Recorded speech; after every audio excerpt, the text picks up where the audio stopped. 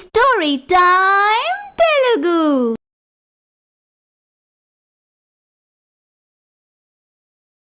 అందరికీ నమస్కారం. ఈరోజు మనం తెలుసుకోబోతున్న స్టోరీ పెద్దరికం 2వ భాగం. ఒకరోజు భువనేశ్వరి పొలం గట్టు మీద నడుచుకుంటూ వస్తూ ఉంటుంది.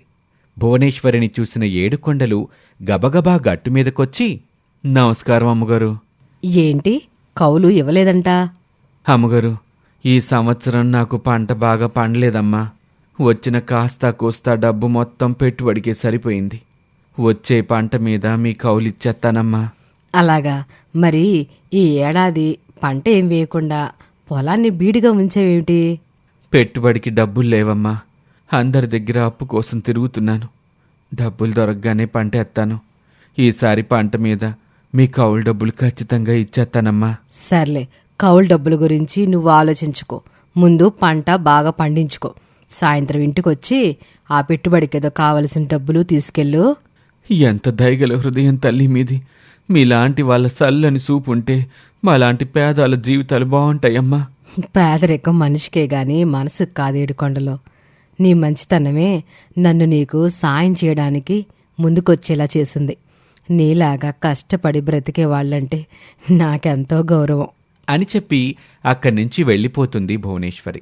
ఇంటికొచ్చిన భువనేశ్వరి నరసయ్య దగ్గర పంట కొన్న గిరీశానికి గురునాథంతో తన మాటగా చెప్పి రమ్మని గిరీశం దగ్గరికి పంపిస్తుంది. ఏంటి గురునాథం, ఇలా వచ్చావు?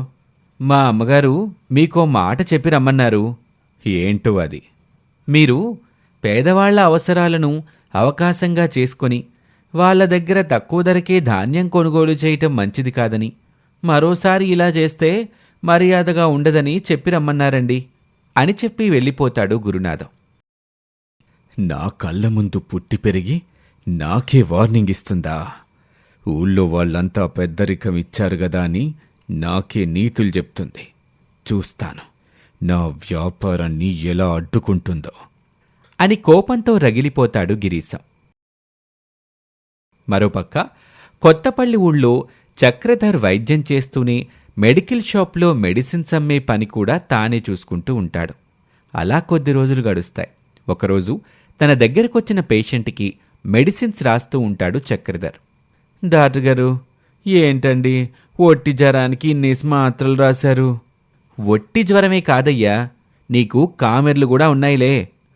ఏమిటోనండి, మీ మాత్రలకి అసలు జ్వరం తగ్గటం లేదు. నెలకోసారైనా రావాల్సి వస్తుంది. వెంటనే ఎలా తగ్గుతుందయ్యా? నెమ్మదిగా తగ్గుతుంది, ఓపిక పట్టాలి. ఏం ఓపికో ఏంటో, డబ్బులన్నీ నా వైద్యానికి అయిపోతున్నాయండి. డబ్బుల గురించి ఆలోచిస్తే రోగం తగ్గదుగా. పద, మెడిసిన్ ఇస్తాను అని ఆ పేషెంట్ని తీసుకెళ్లి మెడిసిన్స్ ఇచ్చిన చక్రధర్, 1000 రూపాయలివ్వు. ఏం డాక్టర్ గారు, వచ్చిన ప్రతిసారి 1000 రూపాయలకి మందులు రాస్తున్నారు. నా సంపాదన మొత్తం మీకే పెట్టేస్తున్నాను. నేను మంచివాణ్ణి కాబట్టి చాలా తక్కువ రేటుకి ఇస్తున్నానయ్యా. ఇవే మందులు బయట కొనుక్కుంటే 5000 రూపాయలు అవుతాయి తెలుసా? అలాగా మహాప్రభు, మీ పుణ్యం ఊరికే పోదులేండి అని 1000 రూపాయలు ఇచ్చి మందులు తీసుకుని వెళ్ళిపోతాడు ఆ పేషెంటు. అలా చక్రధర్ అమాయకులైనటువంటి ఆ ఊరి వాళ్ల నుండి వైద్యం పేరుతో డబ్బు సంపాదిస్తూ ఉంటాడు. మరోవైపు కళావతిని నమ్మి ఊళ్ళోని ఆడవాళ్లందరూ వాళ్ల రెక్కలు ముక్కలు చేసుకుని కష్టపడి సంపాదించిన కూలి డబ్బుల్లో నుంచి కొంత డబ్బు తీసి చిట్టీలు కడుతూ ఉంటారు. ఊరి బయట కొందరు మగాళ్ళు మర్రి చెట్టు కింద పేకాటాడుతూ ఉంటారు. అప్పుడే బైక్పై అటువైపుగా వస్తూ ఉంటాడు రఘురాం. ఆ రఘురాం పని బాగుందిరా. ఇలరిక పలుడుగా వచ్చి సర్వభోగాలు అనుభవిస్తున్నాడు. అందమైన భార్య, బోలెడంతా ఆస్తి, ఊళ్ళో పలుకుబడి. అట్లాంటి అదృష్టం అందరికీ దొరకదు. ఎక్కడో సూడుంది వీడికి అని మాట్లాడుకుంటూ ఉండగా అప్పుడే వాళ్ళ దగ్గరికి వస్తాడు రఘురాం. రే, ఏంట్రా ఈ పని? ఏదో కాలక్షేపానికి ఆడుతున్నాం అయ్యగారు. కాలక్షేపానికి ఇంకేదైనా ఆట ఆడుకోండి, కానీ ఈ పాడు పేకాట కాదు. ఆ పేక ముక్కల్ని చించి పాడేయండి. అయ్యగారు, మీరేదో పని మీద వెళ్తున్నట్టున్నారు కదా, వెళ్ళండి అయ్యా, మాతో ఎందుకు చెప్పండి. పేక ముక్కల్ని చించేస్తారా లేదా? ఏంటండి మీ దబాయింపు? అయినా మా మీద మీ పెత్తనం ఏంటి? మేము ఇలా కాదు, మా ఇళ్లల్లో మగాళ్ళే మొగుళ్ళు, ఆడాళ్లే పెళ్ళాలు. ఓరే, ఆ విషయం అయ్యగారికి ఎట్టా తెలుస్తుందిలే. ఆయన ఇల్లరిక పల్లుడు కదా, ఆయన ఇంట్లో వాళ్ళ ఆవిడే మొగుడు, అయ్యగారే పెళ్ళం చాటు మొగుడివి మీరేంటండి మాకు చెప్పేది? మీలాగా పెళ్ళం చెప్పే ప్రతి మాటకి గంగిరెద్దులాగా తలుపేళ్ళం కాదు మేము. వెళ్ళి మీ పని మీరు చూసుకోండి అని అనటంతో ఆ మాటలకు రఘురాంకి చాలా అవమానంగా అనిపించి అక్కడి నుండి తల వంచుకుని వెళ్ళిపోతాడు. అక్కడే ఉన్న మరొక వ్యక్తి ఇలా అంటాడు, ఒరేయ్, ఏంట్రా అలా అనేశారు? రేపు మనకేదైనా అవసరమైతే డబ్బులు ఇవ్వటానికున్న ఏకైక దారి అతనే. డబ్బు అవసరం వచ్చినప్పుడు వెళ్ళి తప్పైపోయిందయ్యా, ఏదో ఆవేశంలో అన్నాను, క్షమించండి అని కాళ్ళ మీద పడితే అతగాడే కరిగిపోతాడు. ఇక ఇంటికొచ్చిన రఘురాం డల్గా కూర్చొని ఉంటాడు. అప్పుడే గదిలోకి వచ్చిన భువనేశ్వరి రఘురాంని చూసి, ఏంటండి అలా ఉన్నారు? ఏమైంది? ఏం లేదులే. ఏం లేకుండా మీరెందుకు అలా ఉంటారు? ఏదో ఉంది, అదేంటో చెప్పండి. నేను ఇల్లరిక పలుడుగా వచ్చి తప్పు చేశాననుకుంటా. ఆ మాటకు భువనేశ్వరి ఆశ్చర్యపోతుంది. ఇదేంటండి, పెళ్ళైన ఇన్నేళ్ల తర్వాత ఇప్పుడు ఇలా అంటున్నారు? ఇల్లరిక్కు పల్లుడుగా మీకు ఏం గౌరవం తక్కువైందని? నేనెప్పుడూ మిమ్మల్ని అలా తక్కువగా చూడలేదు కదా. నువ్వు చూడలేదు, కానీ ఊళ్ళో వాళ్ళు చూస్తున్నారు. 4 గోడల మధ్య మనం ఉండే విధానం వాళ్ళకి తెలియదు కదా, అందుకే అలా అంటున్నారులే. ఏ మగాడికైనా 4 గోడల మధ్య ఎలా ఉన్నా పర్లేదు, కానీ నలుగురిలో గౌరవం, మర్యాద, పలుకుబడి, మాట చెల్లింపు ఉండాలని కోరుకుంటాడు. నేనంత దూరం ఆలోచించలేకపోయానండి. అయితే రేపటి నుండి నేను బయటికి రాను. ఏ విషయంలోనూ నేను కలగ చేసుకోను. మీరే అన్నీ చూసుకోండి. మిమ్మల్ని తక్కువ చేయాలనే ఉద్దేశం నాకెంత మాత్రం లేదండి అంటూ బాధపడుతుంది భువనేశ్వరి. అయ్యో, నువ్వెందుకు ఏడుస్తున్నావు భువనేశ్వరి? ఊరుకో. నువ్వు కావాలని చేసావని నేను అంటం లేదు. ఈ ఊరి వాళ్ళకి అలా అర్థమైంది, అంతే. ఏదేమైనా నేనే కదా కారణం. నా భర్త నా కారణంగా నలుగురిలో చిన్న చూపుకిలో నవ్వడం నాకు బాధని కలిగిస్తుంది.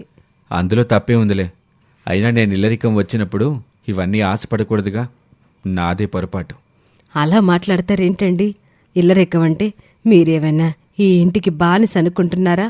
కాదండి, మీ తర్వాతే నేను. ఏదో పేరుకి ఊర్లోనే కానీ నా మాట.